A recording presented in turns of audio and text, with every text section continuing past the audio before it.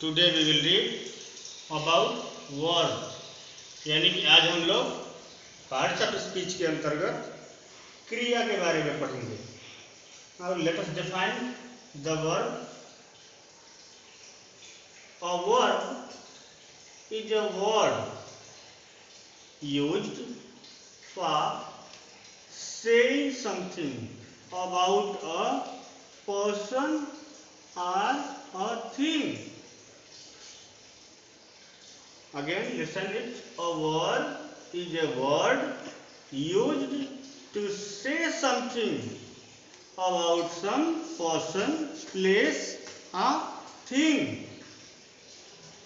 यानी कि जो शब्द किसी व्यक्ति, वस्तु या स्थान के बारे में कुछ कहने के लिए प्रयुक्त किया जाता है उसे हम वर्ब या क्रिया से डिनोट करते हैं। इसको हम लोग एग्जाम्पल से समझते हैं।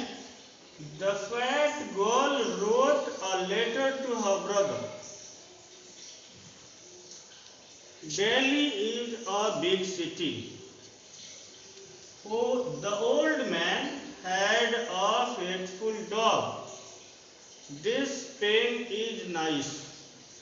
यहाँ पर डिफरेंट कलर से लिखने का मतलब थोड़ा सा ये भी है कि तुम लोग समझने की कोशिश करो कि ये जो डेफिनेशन है ये अपने आप में पूर्ण नहीं है, ये कहीं न कहीं से वर्ब की डेफिनेशन को अधूरा छोड़ती हैं।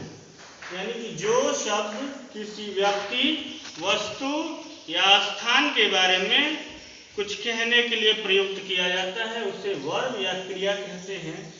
अगर इससे समझने की कोशिश करेंगे तो कई बार ये जो वर्ड है फैट या ओल्ड या बिग या नाइस, ये वर्ब की तरह दिख रहे हैं, but they are not verbs.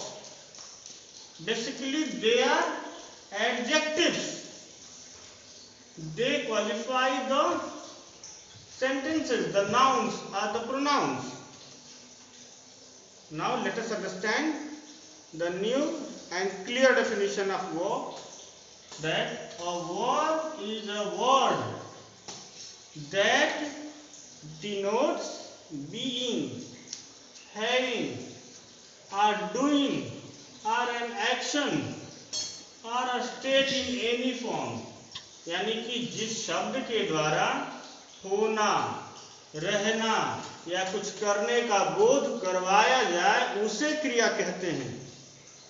आप इसको समझने की कोशिश करते हैं। ये जो वर्ब होती है ये कुल मिला के चार ढंग से व्यक्त की गई है, चार प्रकार से इसको हम लोग डिनोट करते हैं।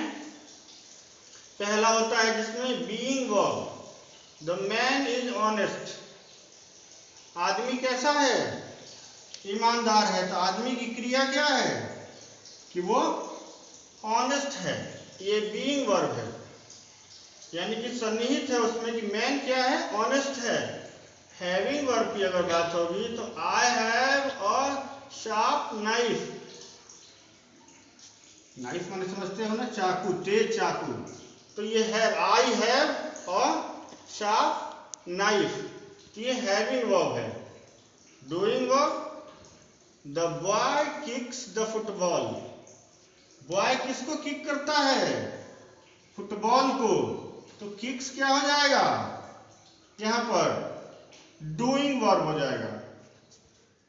एक्शन वर्ब या स्टेट इन एनी फॉर्म क्या हो जाएगा? The moon looks bright. तो मून कैसा दिखता है? ब्राइट दिखता है, चमकीला दिखता है। तो ये क्या है? एक्शन है कि वो दिखाई पड़ता है। तो ये जो चार प्रकार की क्रियाएं हैं इसको ध्यान में रखते हुए फिर से एक बार डेफिनेशन को अगर हम पढ़ें तो हमको वर्ब की डेफिनेशन समझ में आ जाती है कि जिस शब्द के द्वारा होना, रहना या कुछ करने का बोध करवाया जाए उसे क्रिया कहते हैं। यानी कि a verb is a word that denotes being, having or doing or an action or a state in any form. Then students, you all will learn the definition of verb and try to understand the examples about verb. Thank you students.